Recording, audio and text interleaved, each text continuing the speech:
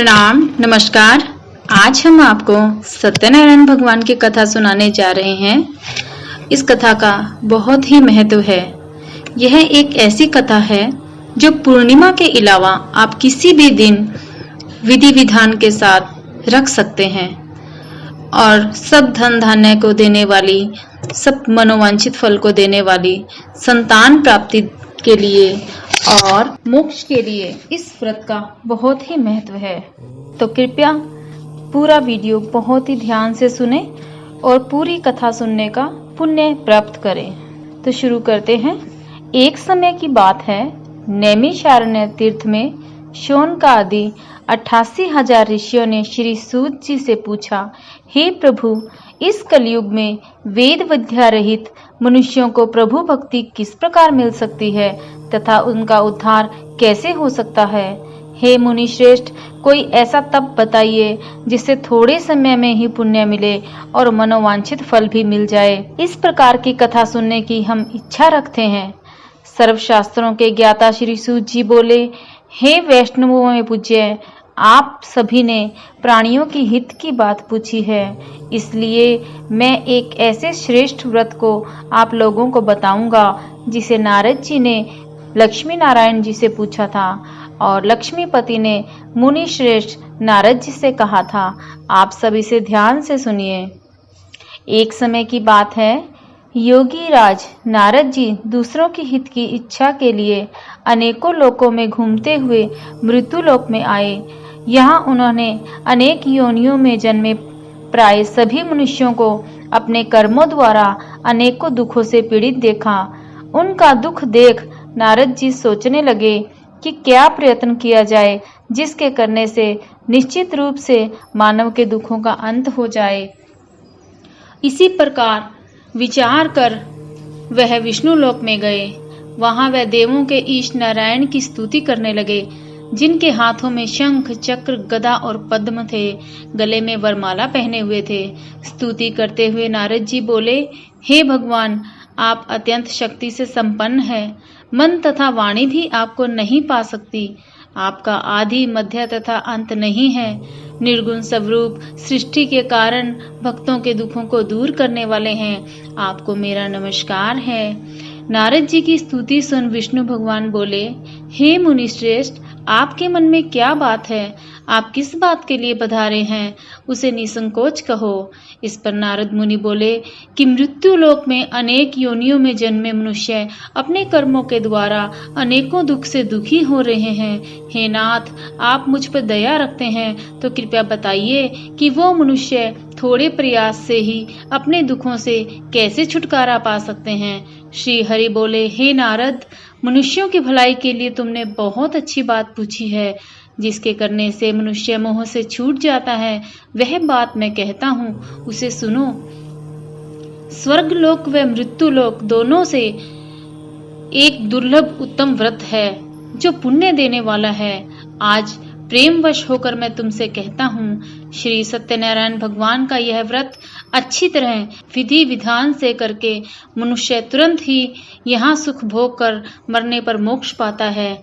श्री हरि के वचन सुन नारद जी बोले कि उस व्रत का फल क्या है और उसका विधान क्या है, यह व्रत किसने किया था, इस व्रत को किस दिन करना चाहिए, सभी कुछ विस्तार से बताएं। नारद की बात सुनकर श्री हरि बोले, दुख व शोक को दूर करने वाला, ये सभी स्थानों पर विजय दिलाने वाला है। मानव को भक्ति व श्रद्धा के साथ शाम को श्री सत्यनारायण की पूजा धर्मपरायण होकर ब्राह्मणों व बंधुओं के साथ करनी चाहिए। भक्ति भाव से ही नैवेद्य, केले का फल, घी, दूध और गेहूं का आटा सवाया ले। गेहूं के स्थान पर साठी का आटा, शक्कर तथा गुड़ लेकर वह सभी भक्षण योग्य पदार्थों को मिलाकर भगवान का भोग लगाएं। ब्राह्मणों सहित बंधु बांधवों को भी भोजन करवाएं। उसके बाद स्वयं भोजन करें। भजन कीर्तन के साथ भगवान की भक्ति में लीन हो जाएं। इस तरह से सत्यनारायण भगवान का यह व्रत करने पर मनुष्य की सारी इच्छाएं निश्चित रूप से पूरी होती हैं। इस कलिकाल अर्थात कलयुग में मृत्युलोक में मोक्ष का यही एक सरल उपाय बताया गया है। इति श्री सत्यनारायण व्रत कथा का प्रथम अध्याय संपूर्ण। द्वितीय अध्याय। सूत जी बोले, हे ऋषियों, जिसने पहले समय में इस व्रत को किया था उसका इतिहास कहता हूँ, ध्यान से सुनो। सुंदर काशीपुरी नगरी में एक अत्यंत निर्धन ब्राह्मण रहता था। भूख प्यास से परेशान वह पृथ्वी पर घूमता था। ब्राह्मणों से प्रेम करने वाले भगवान ने एक दिन ब्राह्मण का वेश धारण कर उसके पास जाकर पूछा, हे विप्र, नित्य दुखी होकर तुम पृथ्वी पर क्यों घूमते हो? दीन ब्राह्मण बोला, मैं निर्धन ब्राह्मण हूँ, भिक्षा के लिए पृथ्वी पर घूमता हूँ। हे भगवान, यदि आप इसका कोई उपाय जानते हो तो बताएं। वृद्ध ब्राह्मण कहता है कि सत्यनारायण भगवान मनोवांछित फल देने वाले हैं, इसलिए तुम उनका पूजन करो। इसे करने से मनुष्य सभी दुखों से मुक्त हो जाता है। वृद्ध ब्राह्मण बनकर आए सत्यनारायण भगवान उस निर्धन ब्राह्मण को व्रत का सारा विधान बताकर अंतर ध्यान हो गए। ब्राह्मण मन ही मन सोचने लगा कि जिस व्रत को वृद्ध ब्राह्मण करने को कह गया है, मैं उसे जरूर करूंगा। यह निश्चय करने के बाद उसे रात में नींद नहीं आई। वह सवेरे उठकर सत्यनारायण भगवान के व्रत का निश्चय कर भिक्षा के लिए चला गया। उस दिन निर्धन ब्राह्मण को भिक्षा में बहुत धन मिला, जिससे उसने बंधु बांधवों के साथ मिलकर श्री सत्यनारायण भगवान का व्रत संपन्न किया। भगवान सत्यनारायण का व्रत संपन्न करने के बाद वह निर्धन ब्राह्मण सभी दुखों से छूट गया और अनेक प्रकार की संपत्तियों से युक्त हो गया। उसी समय से यह ब्राह्मण हर माह इस व्रत को करने लगा। इस तरह से सत्यनारायण भगवान के व्रत को जो मनुष्य करेगा वह सभी प्रकार के पापों से छूटकर मोक्ष को प्राप्त होगा। जो मनुष्य इस व्रत को करेगा वह सभी दुखों से मुक्त हो जाएगा। सूत जी बोले, इस तरह से नारद जी से नारायण का कहा हुआ श्री सत्यनारायण व्रत को मैंने तुमसे कहा। हे विप्रो, मैं अब और क्या कहूँ? ऋषि बोले, हे मुनिवर, संसार में उस विप्र से सुनकर और किस किस ने इस व्रत को किया, हम सब इस बात को सुनना चाहते हैं। इसके लिए हमारे मन में श्रद्धा का भाव है। सूत जी बोले, हे मुनियों, जिसने इस व्रत को किया है वह सब सुनो।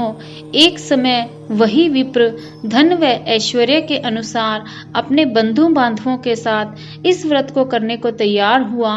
उसी समय एक लकड़ी बेचने वाला बूढ़ा आदमी आया और लकड़ियां बाहर रखकर अंदर ब्राह्मण के घर गया। प्यास से दुखी वह लकड़हारा उनको व्रत करते देख विप्र को नमस्कार कर पूछने लगा कि आप यह क्या कर रहे हैं तथा इसे करने से क्या फल मिलेगा, कृपया करके मुझे बताएं। ब्राह्मण ने कहा कि सब मनोकामनाओं को पूरा करने वाला यह सत्यनारायण भगवान का व्रत है। इसकी कृपा से ही मेरे घर में धन धान्य की वृद्धि हुई है। विप्र से सत्यनारायण व्रत के बारे में जानकर लकड़हारा बहुत प्रसन्न हुआ। चरणामृत लेकर वह प्रसाद खाने के बाद वह अपने घर गया। लकड़हारे ने अपने मन में संकल्प किया कि आज लकड़ी बेचने से जो धन मिलेगा उसी से श्री सत्यनारायण भगवान का उत्तम व्रत करूंगा। मन में इस विचार को ले बूढ़ा आदमी सिर पर लकड़ियां रखकर उस नगर में बेचने गया जहां धनी लोग ज्यादा रहते थे। उस नगर में उसे अपनी लकड़ियों का दाम पहले से 4 गुना अधिक मिला। बूढ़ा प्रसन्नता के साथ दाम लेकर केले, शक्कर, घी, दूध, दही और गेहूं का आटा ले और सत्यनारायण भगवान के व्रत की अन्य सामग्रियां लेकर अपने घर गया। वहां उसने अपने बंधु बांधवों को बुलाकर विधि विधान से श्री सत्यनारायण भगवान का पूजन और व्रत किया। इस व्रत के प्रभाव से वह बूढ़ा लकड़हारा धन, पुत्र आदि से युक्त होकर संसार के समस्त सुख भोग अंत काल में बैकुंठ चला गया। तृतीय अध्याय। सूत जी बोले, हे श्रेष्ठ मुनियों, अब आगे की कथा कहता हूँ। पहले समय में उल्कामुख नाम का एक बुद्धिमान राजा था। वह सत्यवक्ता और जितेंद्रिय था। प्रतिदिन देव स्थानों पर जाता और निर्धनों को धन देकर उनके कष्ट दूर करता था। उनकी पत्नी कमल के समान मुख वाली तथा सती साध्वी थी। भद्रशिला नदी के तट पर उन दोनों ने श्री सत्यनारायण भगवान का व्रत किया। उसी समय साधु नाम का एक वैश्य आया। उसके पास व्यापार करने के लिए बहुत सा धन भी था। राजा को व्रत करते देखकर वह विनय के साथ पूछने लगा, हे राजन, भक्ति भाव से पूर्ण होकर आप यह क्या कर रहे हैं? मैं सुनने की इच्छा रखता हूँ, आप मुझे बताएं। राजा बोला, हे साधु, अपने बंधु बांधवों के साथ पुत्रादि की प्राप्ति के लिए एक महाशक्तिमान श्री सत्यनारायण भगवान का व्रत व पूजन कर रहा हूँ। राजा के वचन सुन साधु आदर से बोला, हे राजन, मुझे इस व्रत का सारा विधान कहिए। आपके कथनानुसार मैं भी इस व्रत का करूंगा। मेरे भी संतान नहीं है और इस व्रत को करने से निश्चित रूप से मुझे संतान की प्राप्ति होगी। राजा से व्रत का सारा विधान सुन व्यापार से निवृत्त होकर वह अपने घर गया। साधु वैश्य ने अपनी पत्नी को संतान देने वाले इस व्रत का वर्णन कह सुनाया और कहा कि जब मेरे संतान होगी तब मैं इस व्रत को करूंगा। साधु ने इस तरह के वचन अपनी पत्नी लीलावती से कहे।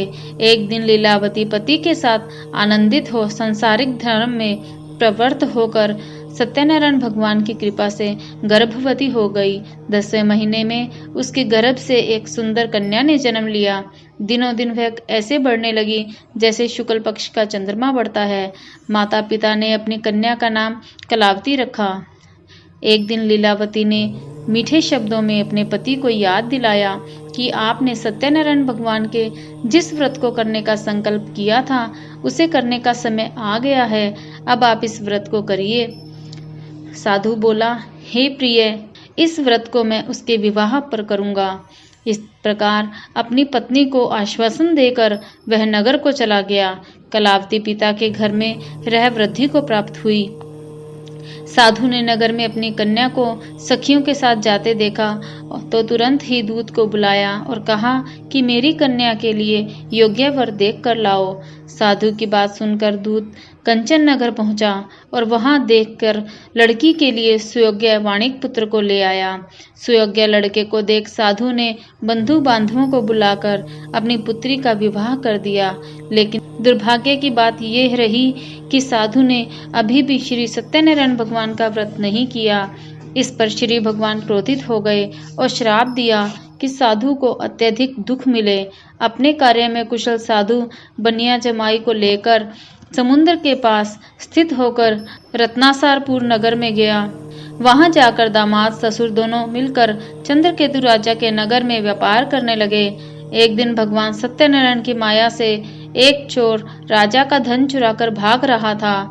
उसने राजा के सिपाहियों को अपना पीछा करते देखा तो चुराया हुआ धन वहीं रख दिया जहां साधु अपने जमाई के साथ ठहरा हुआ था। राजा के सिपाहियों ने साधु वैश्य के पास राजा का धन पड़ा देखा तो वह ससुर जमाई दोनों को बांधकर प्रसन्नता से राजा के पास ले गए और कहा, यह दो चोर हम पकड़ के लाए हैं, आप आगे की कार्यवाही की आज्ञा दें। राजा की आज्ञा से उन दोनों को कठिन कारावास में डाल दिया गया और उनका सारा धन भी उनसे छीन लिया गया। श्री सत्यनारायण भगवान के श्राप से साधु की पत्नी बहुत दुखी हुई। घर में जो धन रखा था उसे भी चोर चुरा कर ले गए। शारीरिक तथा मानसिक पीड़ा व भूख प्यास से अति दुखी हो अन्न की चिंता में कलावती एक ब्राह्मण के घर गई। वहां उसने श्री सत्यनारायण भगवान का व्रत होते देखा, फिर कथा सुनी, फिर प्रसाद ग्रहण कर रात को घर वापस आई। माता के कलावती से पूछा कि हे पुत्री, अब तक तुम कहाँ थी? तेरे मन में क्या है? कलावती ने अपनी माता से कहा, हे माता, मैंने एक ब्राह्मण के घर में श्री सत्यनारायण भगवान का व्रत देखा है। कन्या के वचन सुन लीलावती भगवान के पूजन की तैयारी करने लगी। लीलावती ने परिवार व बंधुओं सहित सत्यनारायण भगवान का पूजन किया और उनसे वर मांगा कि मेरे पति तथा जमाई शीघ्र घर आ जाएं। साथ ही यह भी प्रार्थना की कि हम सबका अपराध क्षमा करें। श्री सत्यनारायण भगवान इस व्रत से संतुष्ट हो गए और राजा चंद्रकेतु को सपने में दर्शन देकर कहा कि हे राजन, तुमने जिन दोनों वैश्यों को पकड़ रखा है उनको छोड़ दो और उनका जो धन लिया है उसे वापस कर दो। अगर ऐसा नहीं किया तो मैं तुम्हारा धन और राज्य व संतान सभी को नष्ट कर दूंगा। राजा को यह सब कहकर वह अंतर ध्यान हो गए। प्रातःकाल सभा में राजा ने अपना सपना सुनाया। फिर बोले कि वाणिक पुत्रों को कैद से मुक्त कर सभा में लाओ। दोनों ने आते ही राजा को प्रणाम किया। राजा मीठी वाणी में बोला, हे महानुभावों, भाग्यवश ऐसा कठिन दुख प्राप्त हुआ है, लेकिन अब तुम्हें कोई भय नहीं है। ऐसा कह राजा ने उन दोनों को नए वस्त्राभूषण भी पहनाए और जितना धन उनका लिया था उससे दुगना धन वापस कर दिया। दोनों वैश्य अपने घर को चले गए। इति श्री सत्यनारायण व्रत कथा का तृतीय अध्याय संपूर्ण। चतुर्थ अध्याय। सूत जी बोले, वैश्य ने मंगलाचार कर अपनी यात्रा आरंभ की और अपने नगर की ओर चल दिए। उनके थोड़ी दूर जाने पर एक दंडी वेशधारी श्री सत्यनारायण ने उनसे पूछा, हे साधु, तेरी नाव में क्या है? अभिमानी वाणिक हंसता हुआ बोला, हे दंडी, आप क्यों पूछते हो? क्या धन लेने की इच्छा है?